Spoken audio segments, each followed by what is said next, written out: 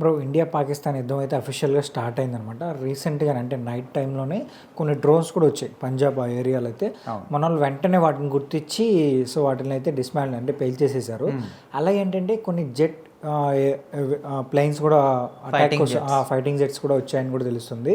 So వాటిని కూడా గుర్తించి పేల్చేసారని కూడా తెలుస్తుంది అనమాట. దీనికోసం ఎక్కువ యూజ్ అయింది S-400.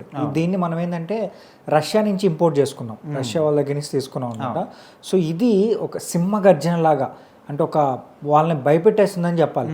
సో ఎంత దూరం నుంచి ఏదన్నా వస్తున్నా కూడా వెంటనే గుర్తించి సో దాన్ని అయితే పక్కగా పేల్చేస్తుంది అనమాట. సో ఇలాంటివి మన దగ్గర ఇంకా వేరే ఎక్విప్మెంట్ కూడా ఉన్నాయని కూడా తెలుస్తుంది.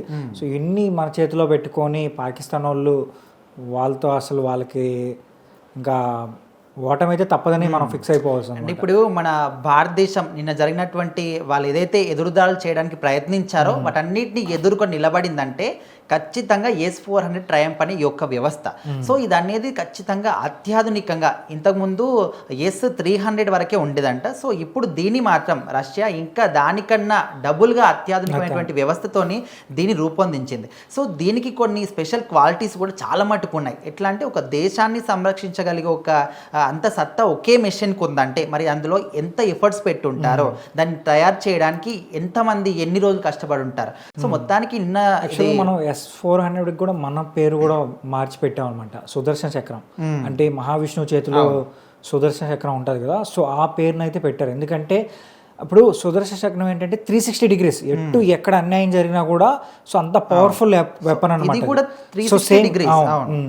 సో అలానే ఎక్కడి నుంచి ఒకవేళ శత్రు విమానాలు కానీ లేదంటే ఫ్లయింగ్ జెట్స్ కానీ వాళ్ళకి సంబంధించిన ఏ ఎక్విప్మెంట్ అయినా సరే ఎటు నుంచి వచ్చినా కూడా సో ఇదైతే గుర్తించి దాన్ని అయితే అటాక్ చేస్తాం. అవును. సో మన ఇండియన్ ఆర్మీ మాత్రం ఖచ్చితంగా చాలా అంటే చాలా అలర్ట్గా ఉన్నారు.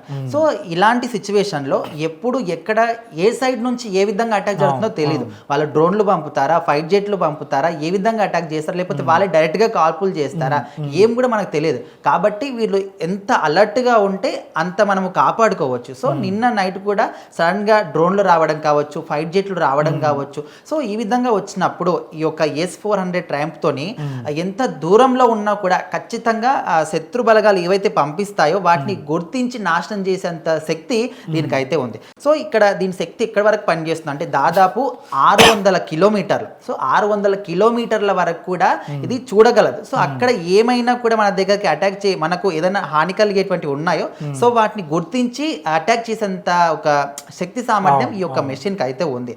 సో ఒకేసారి 600 మీటర్స్ దీన్ని చూడగలిగే శక్తి అయితే ఒకేసారి 36 లక్షలు అంటే 36 చోట్లల్లో అటాక్ చేయగలుగుతుంది. అది కూడా ఒక 100 నుంచి 400 కిలోమీటర్స్ల దూరం వరకు ఒకేసారి 36 చోట్ల అటాక్ చేసేంత శక్తి కూడా దీనికైతే ఉంది. సో ఖచ్చితంగా మన ఇండియా మొత్తాన్ని కూడా ఇది ఒక సింహం అంటే సింహ స్వప్నం లాగా చాలా మంది కూడా అనుకుంటున్నారు.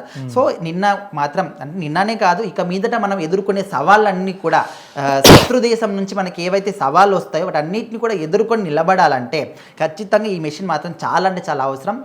రష్యా నుంచి మాత్రం మనకు అందిన గొప్ప వరం అనుకోవచ్చు. సో 360 డిగ్రీస్ కూడా మొత్తం రొటేట్ అవుతుంది. అండ్ ఎక్కడ ఎలాంటి విషయం మనకు కనిపించినా కూడా దాన్ని నిన్న కూడా వాళ్ళంతా సడన్గా పంపించినప్పటికీ కూడా వాటిని గుర్తించి వాటి ఎక్కడైతే లక్ష్యం వాళ్ళు ఏర్పరచుకున్నారో ఆ లక్ష్యానికి రాకముందే మిడిల్లోనే వీటిని ధ్వంసం చేశారంటే మరి మనం ఎంత పకడ్బందీగా ప్లాన్ చేసుకున్నామో అర్థం చేసుకోవచ్చు. సో మొత్తానికైతే ఈ S-400 ట్రయంఫ్ అనేది ఖచ్చితంగా మన ఇండియాకి రష్యా నుంచి వచ్చినటువంటి గిఫ్ట్, పెద్ద వరం అనుకోవచ్చు. సో ఇక మీదట ఎదుర్కొనే సవాళ్ళన్నీ కూడా ఎవరు ఎలాంటి సవాల్ విసిరినా కూడా మనం ఎదుర్కోవడానికి సిద్ధంగా ఉన్నాం. ఎవరు కూడా అటాక్ చేయలేరని చెప్పుకోవచ్చు.